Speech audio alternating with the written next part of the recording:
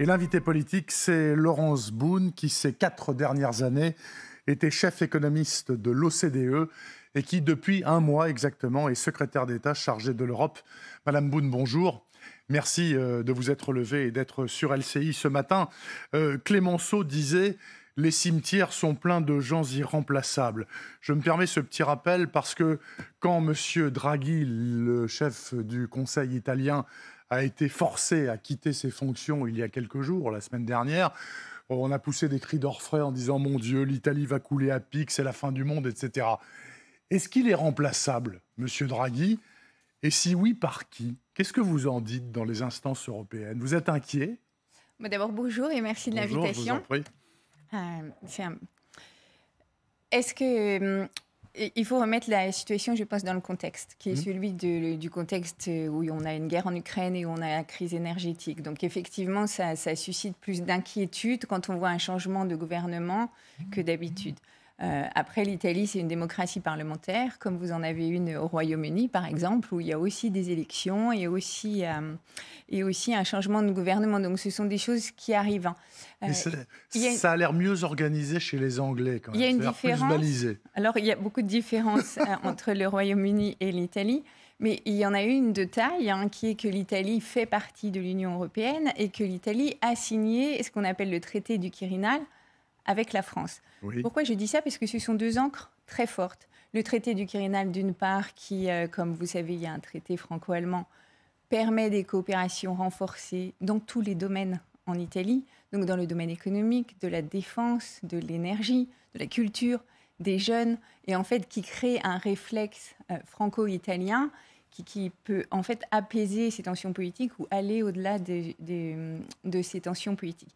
Et puis il y a l'encre de l'Union européenne qui est également forte, qui est une encre de responsabilité et de solidarité à la fois, où on a une grande solidarité, notamment financière et énergétique, qui va de pair avec une responsabilité, donc le respect de l'état de droit et une responsabilité dans cette guerre que la Russie nous mène. Alors justement, à propos de respect de l'état de droit, toute l'Union, c'est pas que nous en l'occurrence, mais toute l'Union européenne a un problème avec un certain monsieur Orban qui sévit à Budapest depuis quelques années.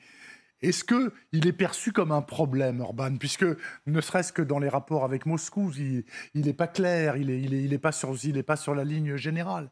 Comment est-ce qu'il faut l'appréhender et éventuellement réussir à le faire rentrer dans le rang? Ça semble difficile, très objectivement. C'est évidemment, comme toutes vos questions, une excellente question. Mais qu'est-ce qui se passe avec la Hongrie ou entre la Hongrie et l'Union européenne, puisque on dit toujours Bruxelles, mais en fait, c'est la Commission et les États membres. Ce qui se passe, c'est que parce qu'il y a des sujets sur ce qu'on appelle l'état de droit, et je reviendrai là-dessus, on est dans une procédure, donc quand je dis on, c'est l'Union européenne et ses États membres, avec la Hongrie. L'état de droit, c'est très simple. L'état de droit, c'est les institutions démocratiques, et le fait d'avoir des élections qui sont organisées en toute transparence. C'est l'impartialité. Pardon ? Les droits de l'homme ? Oui, absolument. C'est l'impartialité et l'indépendance de la justice. Oui. C'est le pluralisme des médias et son indépendance également. Et puis, c'est toutes les mesures qui luttent contre la corruption. Parce que la Hongrie n'apparaît pas cocher toutes ces cases avec l'Union européenne, d'abord son plan de relance, celui, vous savez, qui a été fait à la suite de Covid, donc des fonds européens, n'a pas été approuvé, déjà. Mais il y a une étape supplémentaire qui caractérise la Hongrie, par exemple, par rapport à la Pologne, qui est qu'effectivement, la Hongrie n'a pas, pour le moment, répondu avec des mesures qui sont satisfaisantes. Elle ne s'est pas engagée dans une discussion avec ses partenaires et avec la Commission sur ce sujet. Donc, qu'est-ce qui se passe? Se met en place ce qu'on appelle une mesure, j'en ai pour une minute, de conditionnalité, qui est qu'on liste ces griefs que vous avez évoqués et on lui demande une réponse. Et la liste est partie le 20 juillet et nous attendons la réponse. Et si la réponse n'est pas satisfaisante ou s'il n'y a pas de réponse, soit on continue cette procédure, soit on suspend tous les fonds. Madame Boone, il s'est passé quelque chose. Et juste pour finir, si vous me permettez, tous les fonds, et la Hongrie est dans une situation budgétaire où elle a besoin de ces fonds. Il s'est passé quelque chose quand même de très particulier la semaine dernière. Il y a eu les déclarations de Viktor Orban, qui a, je cite, il a dit je ne veux pas que la Hongrie devienne une race mixte, sous-entendu qu'il y a un mélange avec des populations non européennes. C'est quelque chose de particulièrement choquant. Et la première réaction, je crois qu'elle date de vendredi, de Mme von der Leyen, ou même ce week-end, on a entendu les Européens, et vous en particulier, les Français en particulier, et vous, extrêmement silencieux. C'est quand même troublant, parce que dans cette communauté, ces déclarations qui sont d'une discrimination raciale, c'est quand même assez insensé. Qu'est-ce que vous en dites aujourd'hui ? Alors, vous l'avez entendu, effectivement, il y a une réaction d'Ursula von der Leyen et une réaction de plusieurs commissaires européens. Mais c'est pour ça qu'on est. Pourquoi la France est silencieuse alors ? Mais la France, on s'appuie sur les procédures et les règles de droit dans l'Union européenne. Bien sûr, personne ne peut endosser un message. Insupportable comme message. Personne ne peut endosser ce message. Et donc, on renforce toute la procédure qu'on est en train de faire.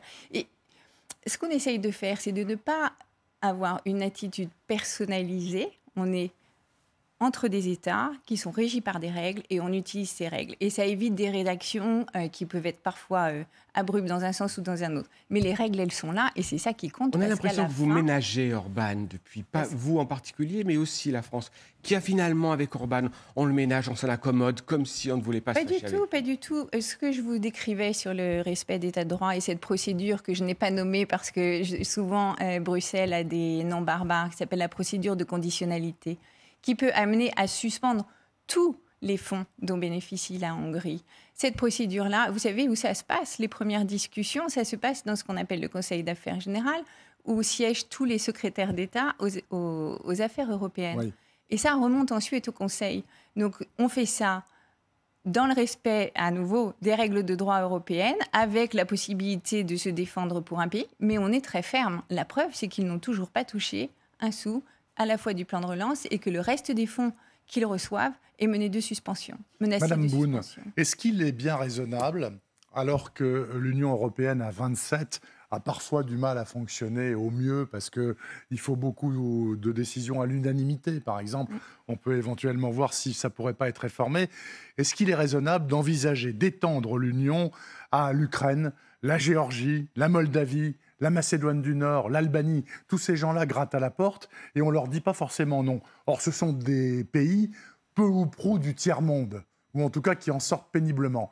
Vous pensez vraiment que c'est le moment de les intégrer et que ça marchera mieux une fois qu'ils seront dedans ?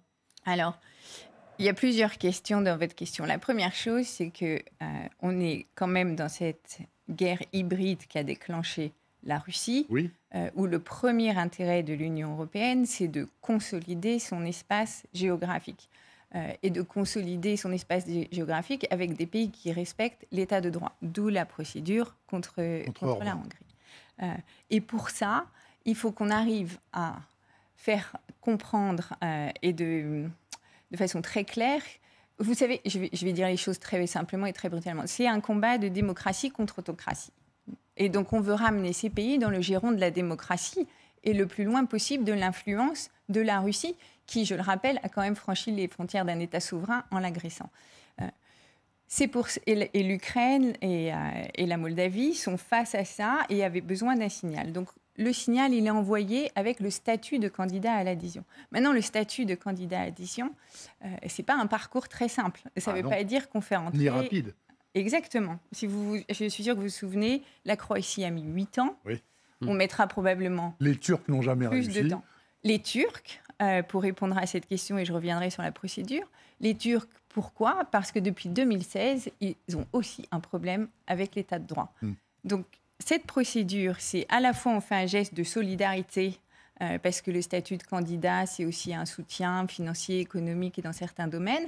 Mais en même temps, la procédure d'adhésion à l'Union européenne, elle est très difficile. Et depuis la réforme initiée par la France et demandée par les Pays-Bas en 2020, cette procédure, elle a un focus très particulier sur l'économie, pour répondre à la question que vous souleviez, et sur l'état de droit à nouveau.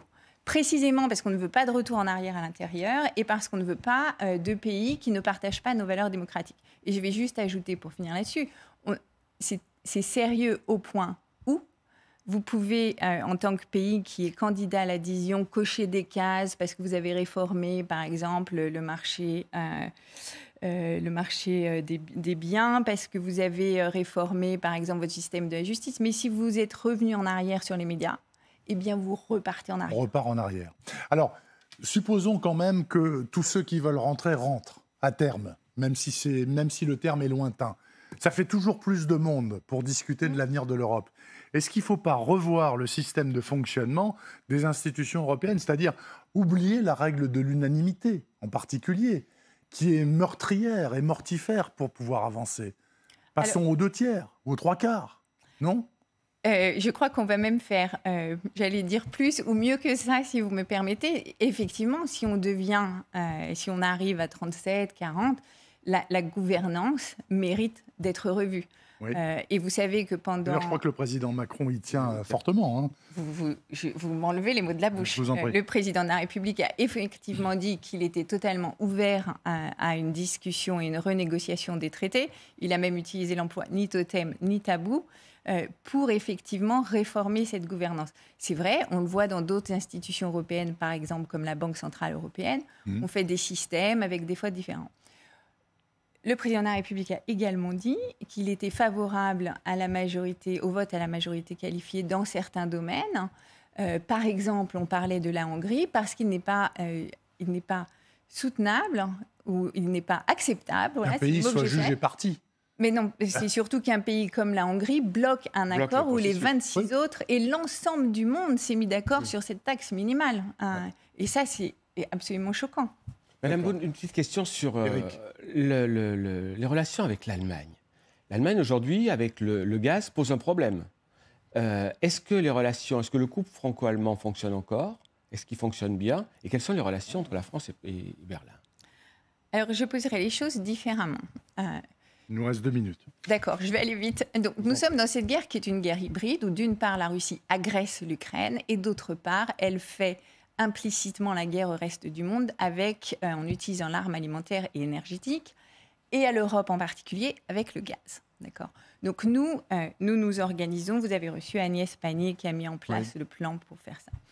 Il est possible, puisque l'Allemagne est plus dépendante que la France au gaz, que cet hiver, l'Allemagne ait besoin de gaz et que nous lui exportions du gaz, parce que nous sommes un des pays qui dépend le moins du gaz russe. Mais à l'inverse, en ce moment, l'Allemagne exporte de l'électricité vers la France. Oui. Donc, on a cette réciprocité et solidarité dans les deux sens et qui va aller de pair avec la responsabilité qui est de baisser notre consommation d'énergie. Vous voyez ? Donc, tout va bien. Entre le couple franco-allemand fonctionne très bien. Économiquement parlant, en tout cas, tout va bien. Ça fonctionne. Le couple franco-allemand fonctionne bien. C'était mon premier déplacement. Il y a une chose qu'on peut toujours faire, à la fois dans l'Union européenne et avec l'Allemagne en particulier, c'est discuter et arriver à des solutions de compromis. Et compromis ne veut pas dire compromission. Madame Beaune, pas d'épilogue là-dessus, mais vous préférez qui pour succéder à M. Johnson? M. Sunak ou Mme Truss? Alors, vous pensez bien que je ne vais pas vous répondre. Je ne vous demande pas. Moi, je préfère quelqu'un qui va reprendre le dialogue avec l'Union européenne. Donc, M. Sunak, alors plutôt. Parce qu'elle est dure. Hein. Dis-moi, et en Italie, vous craignez qu'il y ait l'arrivée de Salvini, ou en tous les cas, ou de quelqu'un qui représente le parti de Salvini? Écoutez, d'abord, je ne vais pas commenter sur un processus électoral en cours dans un pays ami. Ce qui est sûr, à nouveau, c'est que, permettez-moi, ne m'en veuillez pas de le répéter, responsabilité et solidarité. La solidarité financière et énergétique entre tous les pays de l'Union européenne, y compris l'Italie, va de pair avec le respect des règles de droit et la responsabilité envers la Russie. Merci beaucoup. Laurence Beaune, donc la secrétaire d'État en charge de l'Europe au sein du gouvernement. Merci d'être venue à LCI. Merci. Je vous souhaite un bon été, madame, et de bonnes vacances si vous avez le temps d'en prendre un petit peu. Il est 8h52 exactement. On va vous laisser, puis on sera là demain à 6h. Sans faute, Éric Decoutier et moi-même. Et puis toute l'équipe, bien sûr. Mais tout de suite et avant toute chose, Ange Noiret pour les prévisions météo de ce 1er août. Je vous en prie, Ange.